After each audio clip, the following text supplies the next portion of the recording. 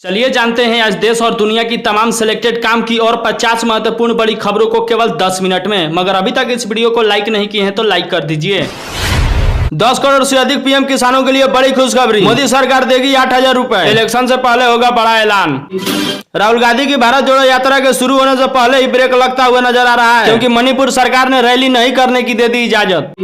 बिल्किस बन्नो से माफी मांगे बीजेपी सरकार, सुप्रीम कोर्ट के फैसले पर बोले असदुद्दीन अवैसी।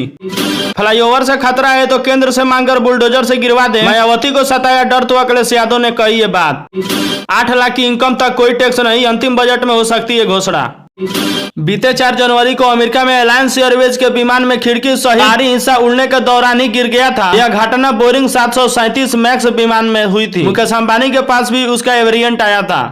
मुख्यमंत्री योगी आदित्यनाथ ने कहा है कि उत्तर प्रदेश में जहां बेरोजगारी दर 2017 और 18 में 6.2% थी, वहीं आज घटकर 2.4% हो गई है। इसी के साथ महिला श्रम में अद्भुत सुधार हुआ है, जहां 2017-18 में 13.5% थी, वहीं 22 और 23 में 31.2% तक सुधार हुई है। आम आदमी पार्टी नेता संजय सिंह ने राजस्थान चुनाव के लिए किया नामांकन, जेल से सीधे पहुंचे रिटर्निंग ऑफिस के पास। अब कॉलेजियम के खिलाफ सुनवाई की तैयारी, सुप्रीम कोर्ट बोला पीठ का करना होगा गठन। सहारा इंडिया निवेशकों के लिए खुशखबरी, सभी को मिलेगा डूबा हुआ पैसा, सरकार ने किया ऐलान। केंद्र सरकार का कहना है कि सबका पैसा पाई मिलेगा, लेकिन इसमें कुछ वक्त लग सकता है। सहारा के 25,000 करोड़ रुपए पैसा लौटाया जाएगा, लेकिन हाल ही में अभी 5,000 करोड़ रुपए रिटर्न दिया गया है। 2024 लोकसभा चुनाव में भारतीय जनता पार्टी को हार का सामना करना पड़ सकता है। इसको अनुमान लगाया जा सकता है। करणपुर में भारतीय जनता पार्टी के सुरेंद्र पाल सिंह टिट्टी को करारा हार का सामना करना पड़ा है। कांग्रेस के रूपेंद्र सिंह कुन्नर ने 11,000 वोटों से जीत दर्ज किया है। Divya Pahuja murder case, hotel मालिक अभिजीत की गर्लफ्रेंड मेघा को पुलिस ने गिरफ्तार कर लिया है। अब खुल रही है धीरे धीरे कई राज। लालू के बड़े बेटे तेज प्रताप यादव ने कहा है कि सबसे बड़ा धर्म इंसानियत का धर्म है और उसी का हम सबको अनुसरण करना चाहिए। सबसे हम यही कहना चाहते हैं कि किसी भी धर्म पर बोलने से पहले वो 100 बार विचार कर लें। धर्म पर बोलने से बचे। आरएसएस और बीजेपी पर भी जमकर बरसे लालू के लाल। श्री राम मंदिर को महकाने के लिए गुजरात के वडोदरा में 108 फीट लंबी धूप बत्ती अयोध्या ले जाई जा रही है। इस विशेष धूप बत्ती को बनाने में अनेक तरह की जड़ी बूटियों का प्रयोग किया गया है। यह धूप बत्ती करीब 1.5 महीने तक लगातार जलेगी, करीब 50 किलोमीटर क्षेत्र में अपनी खुशबू फैलाएगी। धूप बत्ती की वडोदरा से शुरू हुआ सफर शोभा यात्रा में बदल गया है। भारत के दोस्त इजराइल ने भी मालदीव की आईना दिखाते हुए लक्षद्वीप की प्राकृतिक खूबसूरती की जमकर सराहना की है। साथ ही उसने लक्षद्वीप को लेकर एक बड़ा ऐलान भी किया है। इजराइल ने कहा है कि वह इस केंद्र शासित प्रदेश में कल से समुद्री पानी को साफ करने की प्रोजेक्ट पर काम शुरू कर देगा।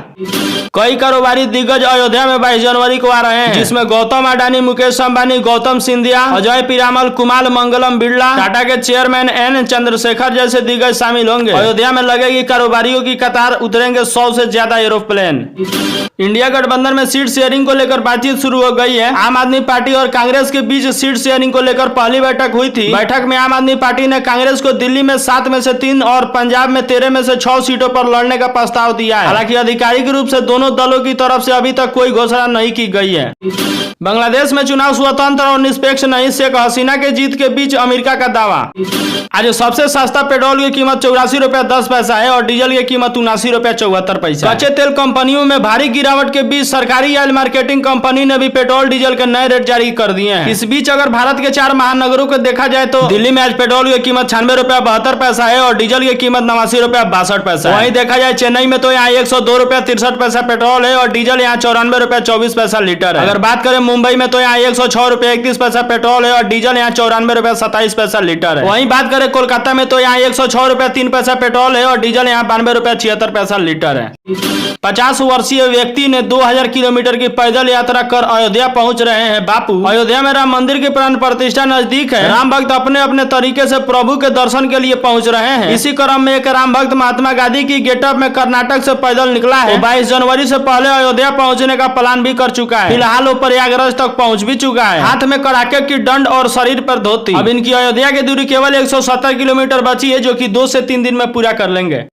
4 साल के बेटे को मारकर बैग में लाश लेकर जा रही थी एआई कंपनी के सीईओ, गोवा में हुई अरेस्ट। लालू यादव की एक और और बेटी हेमा यादव का भी नाम चार्जशीट में शामिल हो गया है। वहीं हृदयानंद चौधरी और अमित कत्याल का भी नाम चार्जशीट में शामिल हुआ। यह शायद पहला मौका है जब हेमा का भी नाम चार्जशीट में शामिल है। टीएमसी नेता शाहजहां शेख का नाम राशन कार्ड घोटाले में सामने आया है। उनके यहाँ छापेमारी करने ईडी टीम गई तो उन पर हमला किया गया था। बंगाल में होगा बड़ा एक्शन, ईडी अधिकारियों पर हमले के बाद कोलकाता पहुंचे जांच एजेंसी के डायरेक्टर। कांग्रेस शासित तेलंगाना में अपनी सीटें मजबूती रखने के लिए बीजेपी ने 17 लोकसभा सीटों पर प्रारंभिक घोषित कर दिया है। पार्टी ने विधानसभा चुनाव में जीतने वाले सभी 8 विधायकों को प्रभारी बनाया है। वहीं बीजेपी ने फायर ब्रांड लीडर टी राजा को हैदराबाद लोकसभा की जिम्मेदारी सौंपी है। समाजवादी पार्टी प्रमुख अखिलेश यादव ने लखनऊ में अपने कार्यकर्ताओं को सतर्क किया। साथ ही उन्होंने आगामी लोकसभा चुनाव के लिए बीजेपी के खिलाफ 100 मुद्दे गिनाए। यूपी में फिर चली योगी सरकार की तबादला एक्शन। 6 एफसी अफसरों को ट्रांसफर, हटाए गए आगरा के पुलिस कमिश्नर। इंग्लैंड के पूर्व क्रिकेटर मार्क बुचर का खतरनाक दावा, WTC ने किया टेस्ट क्रिकेट का सत्यानाश। जियो और एयरटेल का 5G दबदबा खत्म, टक्कर में उतरा BSNL। SBI रिसर्च की एक रिपोर्ट से यह जानकारी सामने आई है। रिपोर्ट के मुताबिक मिडिल क्लास की हालत बेहतर हो रही है। इकोनॉमी से कुछ हिस्सों से बेहतर ग्रोथ और बाकियों को पीछे छूट जाने का दावा सही आ रहा है। 1/3 से अधिक टैक्स पेयर ऊंचे इनकम में टैक्स दायरे में आ गए हैं। टोटल इनकम में टैक्स पेयर की हिस्सेदारी घट रही है। तो वहीं भारत में गाड़ी और आईफोन के ग्राहक बढ़ गए हैं, जिससे यह साफ साफ पता लगाया जा सकता है कि भारत की इकोनॉमी आसमान छू रहा है। एयर स्ट्राइक में हिजबुल्लाह का टॉप कमांडो ढेर। गाजा में हमास के 30 से ज्यादा ठिकानों पर इजरायली सेना ने बनाया निशाना।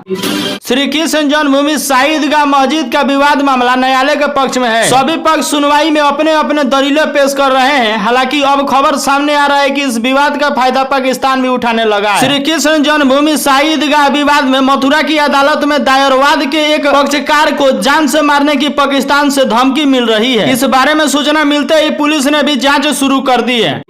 पूर्व क्रिकेटर महेंद्र सिंह धोनी कह रहे हैं कि मैं बहुत यात्रा करता हूं लेकिन छुट्टियों में नहीं जाता हूं। सच कहूं तो अगर आप मुझसे पूछे तो मैं ज्यादा छुट्टियों पर नहीं गया हूं। अपने क्रिकेट खेलने के समय के दौरान ज्यादातर उन देशों में जाता हूं जहां पे क्रिकेटें होती हैं। लक्षद्वीप मालदीव विवाद के बाद सचिन तेंदुलकर, वीरेंद्र सहवाग, हार्दिक पांड्या, सुरेश रैना जैसी क्रिकेटरों ने सोशल मीडिया के जरिए इस मामले पर अपनी राय रखी है। आपको बता दें कि मालदीव के नेताओं द्वारा की गई नस्लवादी टिप्पणी के खिलाफ देश भर में बाइकआउट मालदीव सोशल मीडिया पर खूब ट्रेंड कर रही है। देश भर में लोगों ने सोशल मीडिया के जरिए इस मुद्दे पर अपनी राय रखी है। सोशल मीडिया पोस्ट के जरिए राजनेता से लेकर क्रिकेटर और फिल्म जगत के सितारे ने भी विदेश जाने की बजाय देश के पर्यटन स्थलों पर जाने का आग्रह किया है। यूपी में अखिलेश यादव को मायावती को एक मंच पर लाने की कांग्रेस की कोशिश को झटका लगा है। गुजरात के विकास की चर्चा के बीच वाइबेट समिट की चर्चा होती है। ऐसे में जब वाइबेट समिट 10वीं संक्रमण तक पहुंच गई तो जानिए कैसे इस समिट ने गुजरात के साथ साथ प्रधानमंत्री नरेंद्र मोदी की भी छवि बदल दी। और न ही केवल उनकी छवि बदली बल्कि उनकी विकास की जज्बे को देने वाली नेता के तौर पे एक प्रधानमंत्री नेता बनाया गया। आप जिसे आज प्रधानमंत्री के तौर पे देख रहे हैं वो वाइबेट समिट का ही देन है। पश्चिम बंगाल के मुख्यमंत्री ममता बनर्जी ने बीजेपी पर हमला किया और कहा कि लोकसभा चुनाव से पहले राम मंदिर के उद्घाटन के जरिए बीजेपी नौटंकी कर रही है। मुझसे जब पूछा गया तो मैं बोली कि मैं उत्सव पर विश्वास रखती हूँ जो सभी को साथ लेकर चलता है। आपको जो करना है वो करिए। आप चुनाव से पहले नौटंकी कर रहे हैं, इससे मुझे कोई दिक्कत नहीं है, लेकिन दूसरे समुदाय के लोगों की अवहेलना करना सही नहीं है। मैं ईश्वर अल्लाह की कसम खाकर कहती हूँ कि जब तक मैं रहूंगी तब तक हिंदू मुसलमान में भेदभाव नहीं होने दूंगी। मैं लोगों को धार्मिक आधार पर बांटने में विश्वास नहीं रखती। श्री राम जन्मभूमि का विवाद सालों चला। हिंदू और मुस्लिम पक्ष विवादित जमीन पर अपना अपना हक जताते रहे और सुप्रीम कोर्ट तक गए। आखिरकार साल 2019 में सुप्रीम कोर्ट ने हिंदू के पक्ष में फैसला दिया और मंदिर निर्माण का रास्ता साफ हुआ। अयोध्या में राम मंदिर वहीं बन रहा है जहां कभी विवादित बाबरी मस्जिद हुआ करती थी, जिसे साल 1992 में ढहा दिया गया था। 16 दिसंबर 1992 की सुबह विश्व हिंदू परिषद, बजरंग दल और संघ के तमाम नेता, हजारों कार सेवक विवादित ढांचे के आसपास इकट्ठा होने लगे। 10 बजते बजते सैकड़ों की तादाद में कार सेवक विवादित ढांचे की इर्द गिर्द लगी कंटीली तार को हटाते हुए अंदर घुस गए। कुछ कार सेवक गुंबज के ऊपर बैठ गए और तीनों गुंबज को तोड़ फाड़ कर गिरा दिए। उसके बाद 1992 में जब विवादित बाबरी मस्जिद की ढहाई हो गई तो सिर्फ वहां मलबा बच गया। फिर साल 2019 में जब सुप्रीम कोर्ट ने अयोध्या भूमि विवाद पर हिंदुओं के पक्ष में फैसला सुनाया तो ऑल इंडिया बाबरी मस्जिद एक्स कमेटी ने बाकायदा एक कॉन्फ्रेंस की और कहा कि वह बाबरी मस्जिद के मलबे के लिए अदालत जाएंगे। मगर वो अदालत भी गए मगर उससे कोई फायदा हुआ नहीं और हिंदू के पक्ष में राम मंदिर का निर्माण होना शुरू शुरू हो गया। समाजवादी पार्टी मकर संक्रांति के दिन लोकसभा चुनाव के लिए अपने प्रत्याशियों का पहली लिस्ट जारी करेगी। सपा ने जो लिस्ट जारी की है उसमें बड़ी चौंकाने वाली नाम सामने आए हैं। पूरा देश कर देंगे राममय, हर लोकसभा सीट के लिए आरएसएस ने बनाया बड़ा प्लान। आरएसएस संघ ने अपने कार्यकर्ताओं को मुख्य रूप से वोटर निकालने की जिम्मेदारी दी है। वह हर बूथ पर अपने अनुसार काम करेंगे और उसके दायरे में आने वाले वोटरों को मतदान पर्ची पहुंचाने के साथ वोटर निकालने का जिम्मा लेंगे। इसके लिए वह घर घर तक संपर्क करेंगे। बीजेपी और आरएसएस का बड़ा एजेंडा है लोकसभा चुनाव के लिए, क्योंकि आरएसएस से जुटा हुआ बीजेपी और बीजेपी से जुटा हुआ आरएसएस है।